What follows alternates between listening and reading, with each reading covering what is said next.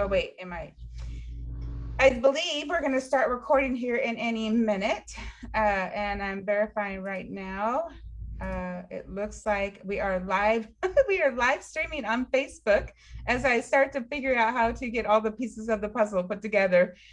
And as people start joining us, we'll give a second for people to start joining us because we are only about 8:53 on the Pacific time zone, about 9:53 on Mountain, and 10:53 on Central for all of us that need help in the time zone arena.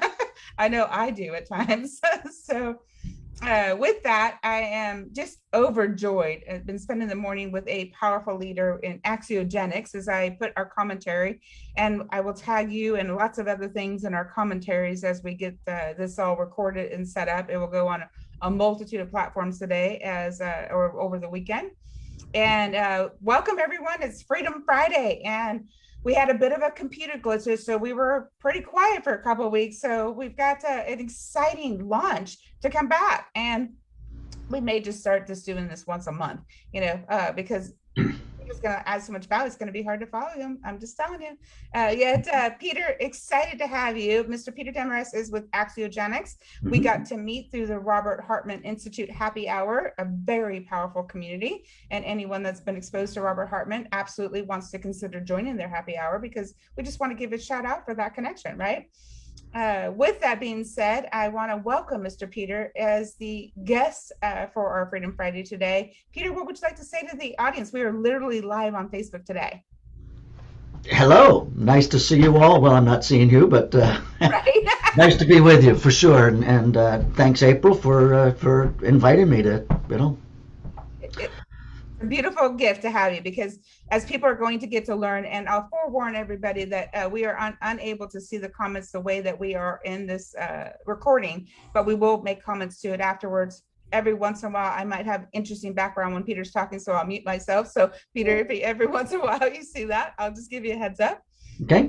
With that though, this community is going to be a very diverse community. So you're going to have coaches that'll hear this. You're going to have real estate professionals, attorneys, just across the board, right? Awesome. Humans. Love it.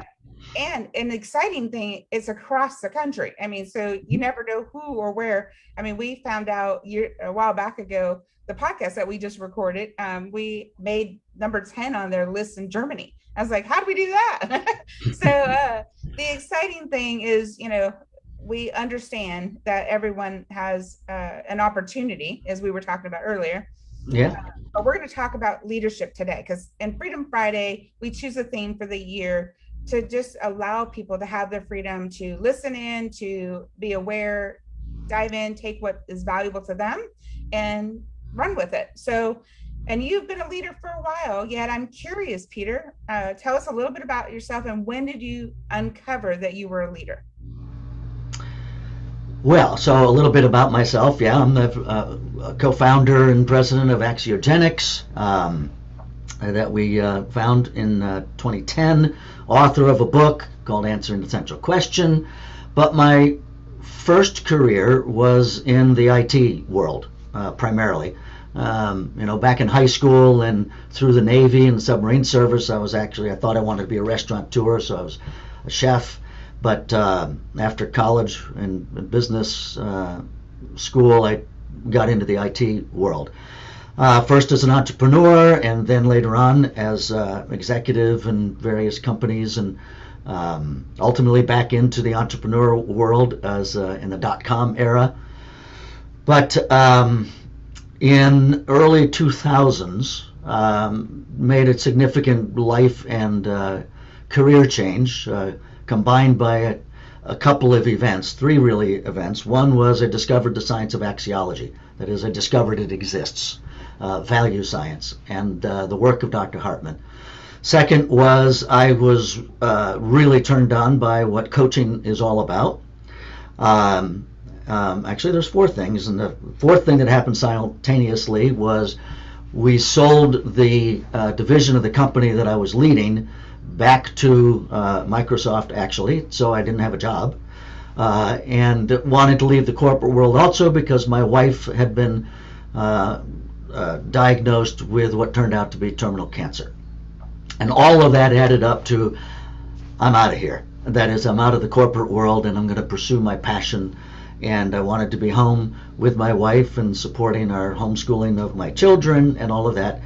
And I really dove into what axiology is all about. And I also was really interested in neuroscience. And a number of years later, coined and discovered and found, if you will, this science we now call neuroaxiology.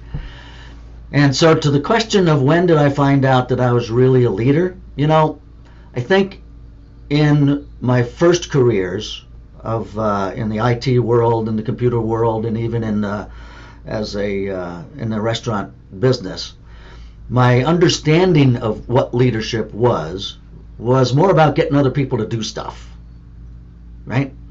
Um, and and it was really about me getting them to do what I wanted them to do.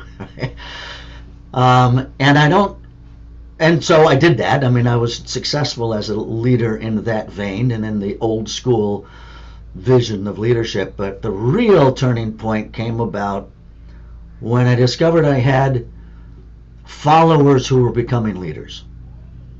Powerful statement. Keeps going. Well, um, and well, it arose out of the science of axiology and the learning about axiology. Formal axiology teaches us that there is a structure to value. That is, and I won't get into the details, but something called the hierarchy of value, a mathematical, scientific, as real as the laws of physics, tells us that people have the greatest value of all for their potential to create value, and both individually and collectively. And that's not just a modern management fad. It is a scientific fact that people have the highest value of all, the intrinsic value of people.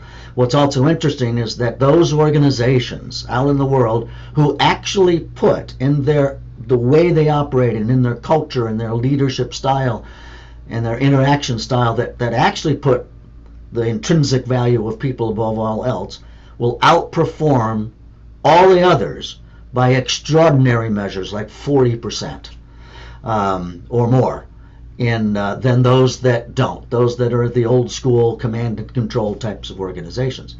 And so it's a proven fact, not only in terms of the axiological science, but also in the social sciences and behavioral sciences and in the organizational sciences. The problem is, of course, that we're not taught that. I mean, I'm a baby boomer, so my upbringing and in the environment that I grew up in was that leadership is more about command and control, generally speaking. And but that's new, and so I've come to a different understanding of leadership. That leadership is really about influencing other people's thinking such that they willingly and actively give of their own wisdom and talents and capabilities to a worthy common interest. Okay, and the short version of that is great leaders start with self-leadership for the purpose of creating other leaders. Love, love, love that. And I want to stop you for just a second before you keep going, because I know you have lots more to add to that. And yet, there's a couple things you said that I want to make sure our audience heard. Mm-hmm. Is I love that very summarized definition of self leadership impacts other leaders, right? Yes. And choosing to master that, having a master's in leadership from a beautiful college Mm-hmm. and a wonderful program through, and I'll give a shout out to William Jessup today and make sure to comment and tag them in it today. Because they built this brand new program to help people uncover, and there's actually 3 programs in it: personal leadership, transformational leadership, and business leadership aspect, as Mm-hmm. well as the biblical leadership, because that was the program I chose to go through. Mm-hmm. With that being said, which is one of my favorite things, is the awareness that you get to choose to master yourself first, because until you learn how to do that, you don't realize the impact you're having on others. And Right. so often. You said something else that was so funny, is that when I first became a coach, I too, most people would run the other way from me, because I too thought, my job was to get everybody to do what they said they were going to do. Isn't that ridiculously simple, right? Yeah, Right. not. It's not. It's just not. And what you uncovered through your journey was there was a science to it, and you truly invest in the effort and the awareness and the development of the terminology you called neuroaxiogenics, correct? Neuroaxiology. Yeah. Axiology. Thank you. I'm going to get it right. That's right. I want to specifically mention that, because that is what Axiogenics is all about, right? Is the awareness of helping people uncover their own leadership so that they can understand how they can impact others, right? And their own life as well, but yes. Yeah. Absolutely, right? In order to be that self-leader, right? And master that self-leadership. So as you dive into that clarity of how you uncovered your own leadership, and then how the next opportunity is to clarify, how is it that you have discovered what your skill or your characteristic, or the one that you have the highest impact in? What would you, how would you define that? How would you want to share about that, and keep going? Wow. If I understand the question, actually repeat the question if you would. I'm not sure I heard it the way that you intended it. I love that you asked, and I always welcome that, because you have such a wealth of wisdom from all of your research. Now, obviously, we won't have time to go into all the depth of that, because we know it. We attempt to be very concise on this live. People are going to catch us; they weren't expecting us, and they're just like, "Oh, let me check this out." Right. Yeah. And yet, how exciting that they get an opportunity to uncover some of your wisdom, and the reason why it's so important to you, because that's what we do these Freedom Fridays for, is so they can take a little tidbit, a little nugget, and take it into today, right? Yes. So one of the things that I love to ask leaders is, what have you discovered through your own experiences is the highest skill or characteristic that has impacted your leadership, your self-mastery, your process, that has fueled the path you're on? Oh gosh, that it ain't about me. Amen. With And that, and there's another one that I would say, and that is that knowledge doesn't mean wisdom. And you mentioned that. That was kind of where my head was when you asked the question. Was you said, through your study you've gained so much wisdom. And I was going to say, it's not through my study, like book study and research, that wisdom is gained. It's through the application of it that any wisdom is gained. And I still have a long way to go in that regard. So knowledge doesn't equate into wisdom. Only application and the experience and the and recognizing the value that knowledge activated and engaged and made real, and is where the wisdom really comes from. So, and a piece of that is that it ain't all about me. There's an interesting story. My partner Harvey Schoaf and co-author, we were having a conversation one day very early on about neuroaxiology, and I jokingly said, wouldn't it be really fun if I could work with a university and start a whole program and create my own advanced degree in neuroaxiology and get that degree. And he said, oh no, wouldn't it be fun if you're the first person to grant one? And I thought, oh, thank you, Harvey, because it's all about the value that we create, not the value that we get. And that's what leadership is really about. It's what life, love, and leadership are really about, is creating value, not getting it alone. And from a leadership perspective, that's about empowering people. That's about giving the people the gift of freedom. This is Freedom Friday, right? So it's about giving them the freedom to rise above their own self-imposed limitations, and to not limit them ourselves as leaders to our idea of how they are, our preconceptions and our judgments and what we think their limitations are, to develop them as human beings, to develop them as self-leaders themselves. How many organizations, I'm sure your listeners have worked for companies where the leaders say one thing, like we value our people first, but their actions are completely inconsistent with it, or often inconsistent, and it doesn't take much inconsistency to blow up the whole thing. And self-leadership is about bringing the best of ourselves to create greater value in any and every moment that matters. And not every moment matters, quite frankly. We can't bring the best of ourselves all the time, so it's important to be able to identify which moments matter. And from a leadership standpoint, as I defined leadership earlier, that is in those moments where there's an opportunity for someone who you are leading to discover how great they can be. Wow. It is so ridiculously simple and yet so complex in the process to help people discover that. Because some people, and I'm sure everyone listening today, and doesn't realize, and that when you said not every moment can we show up 100%, right, or even 80%, right? Yet we have an opportunity to discover when those moments matter. And we have an opportunity, especially if we are leading a large organization, a small organization, even our home, we have an opportunity to recognize that we are being watched, we are being observed, we are being appreciated in some cases.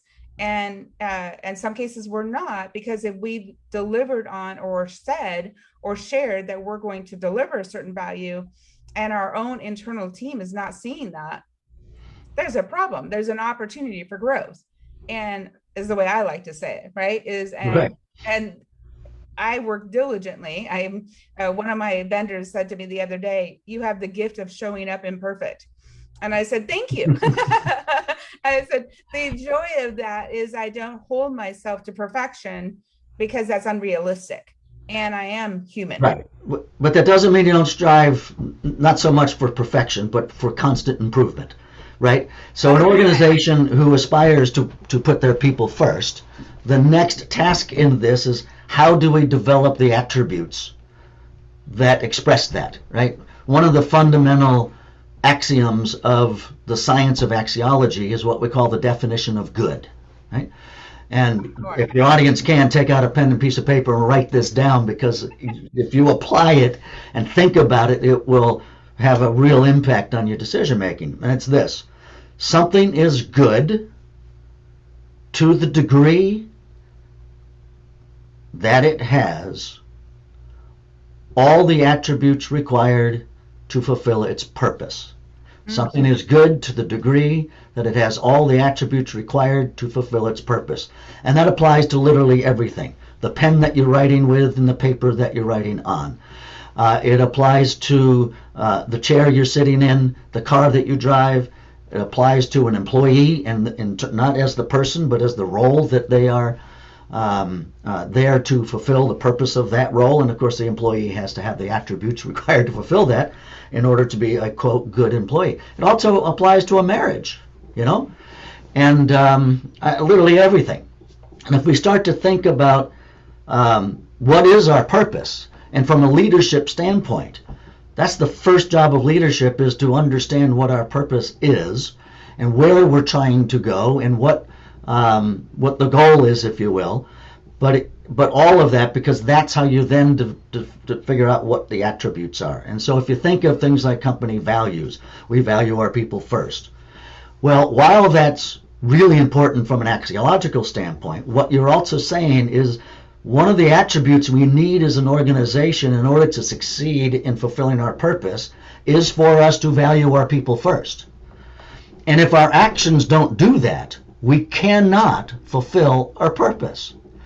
So, how do we start the process? Well, yes, we identify the purpose, and then we make a commitment to developing the attributes. And we make a commitment to helping our employees develop those attributes, but also recognize in those moments when we fail, when we fall short, but we still are committed to. We don't make excuses, right? But there are reasons, but we don't make excuses about our failures. We acknowledge them and we use from them, and we engage in accountability, which is about being willing to say, yes, I failed. I allowed my biases, my self-centric mindset to be judgmental overly and react and respond and be defensive.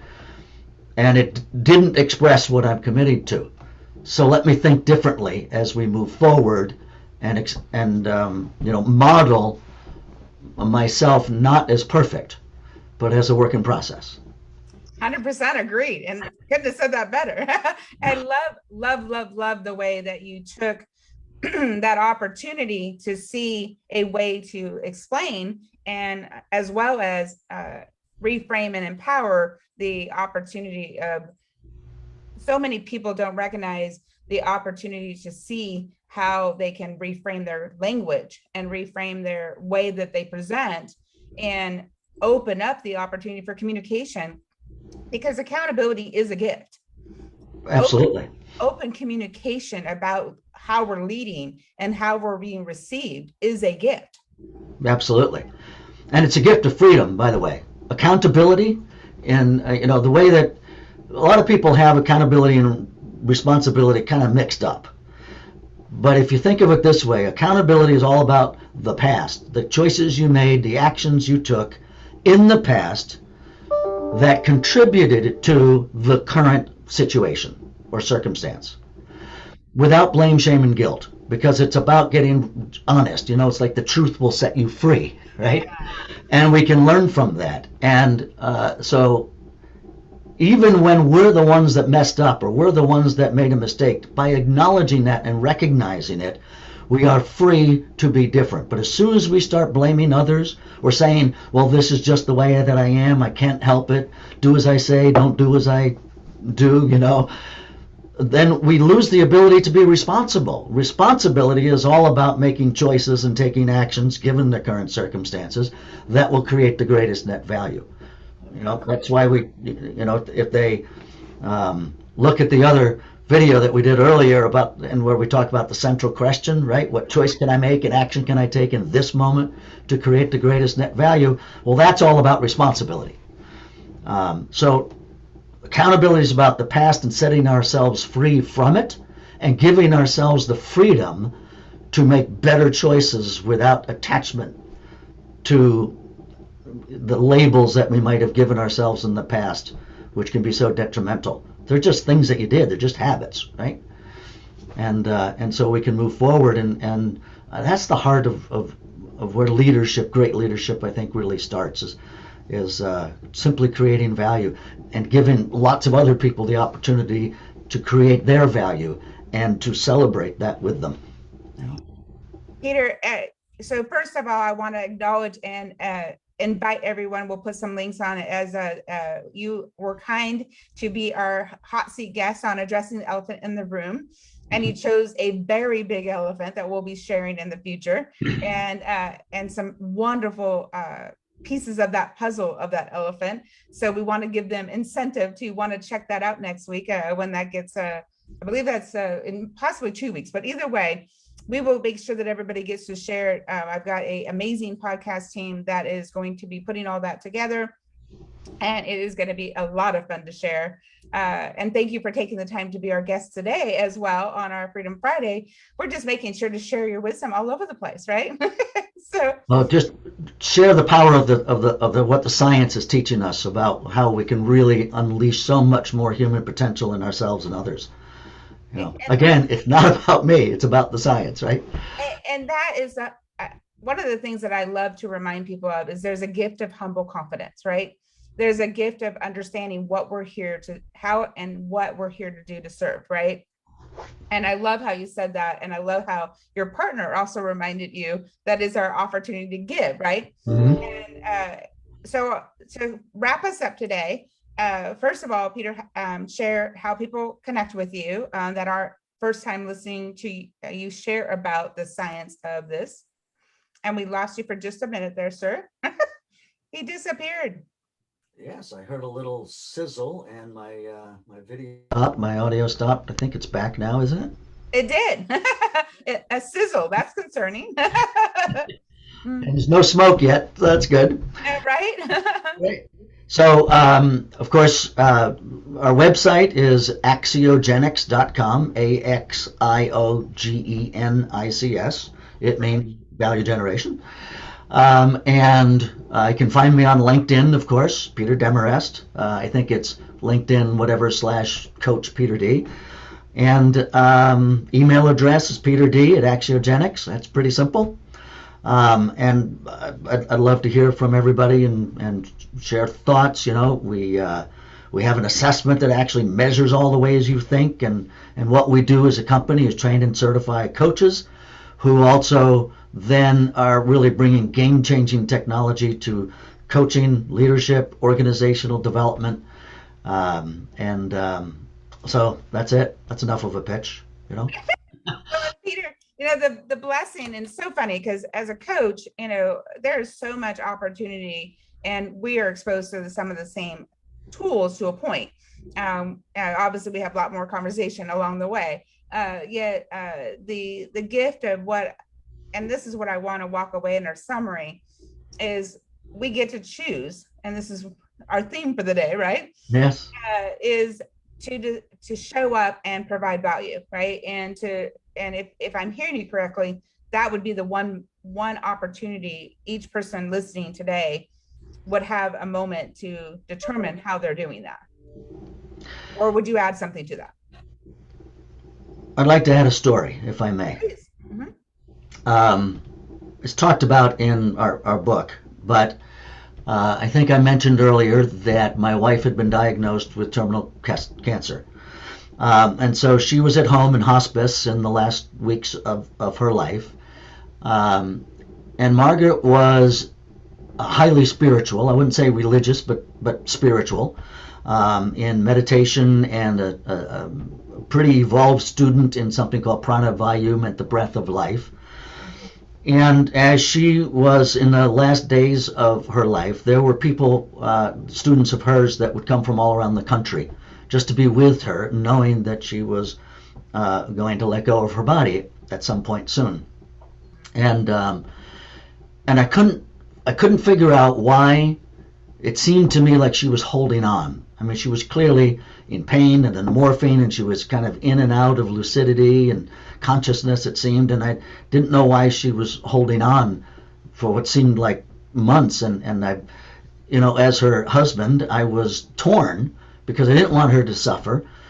I didn't want to quite let her go either, but maybe she needs permission. And she told me one day, as I leaned over very closely, it's okay, we're going to be okay. My kids were 10 and 15 at the time, and I'm like, we're going to be okay. I should also tell you that she wanted me to know that this was not a mistake. This was part of our journey, and that I needed to fall in love again, and which thankfully I did. But in those final days, I would ask her, what are you holding on for? And she said, my laundry basket is still full. And I understood that to mean she still had work to do. Mm. And to make a long story short, as we progressed through the final week, on the last day, she whispered to me, my laundry basket is empty. And I said, what do you mean? She said, and I had just started to learn about axiology at this time. This was in 2004, and she was part of that process. And she said that I still had things to do. And what I took that to and the biggest lesson of my life, Right. literally, is that with every breath, there is an opportunity to create value. There is an opportunity to make a difference in somebody else's life. And our greatest potential as human beings, our God-given potential, is not what is manifest in self-centric mindset. It's about what we can create together and what we can create in each other, with each other, and that in every breath of our life, we have an opportunity to give that to somebody else. And that's her legacy. And she told me, when you have one foot in each world, she said, this is, I believe, what your rest of your life's work is to be about. Awesome. And so I You're embraced still that, emptying you your know? laundry basket. Isn't that a gift? Yeah. Yeah. What a gift that thank you for sharing. It impacted everybody. So thank you for that. And thank you everyone else for joining us on Facebook. And anyone else that listens to the recording afterwards, we'd love your comments. We'd love your thoughts. Peter, what a gift to spend the morning with you. Thank you for sharing so much. And as well as reminding people we have that potential within us to be more purposeful, to be more, and I just can't help but say, be conscientious of our laundry basket, right? So Yes. just perfect wrap up. Thank you again for joining us. Bye, everyone. Thank you, April. Thank you. Have a beautiful weekend, everyone. We will see you all again soon. Bye, everyone.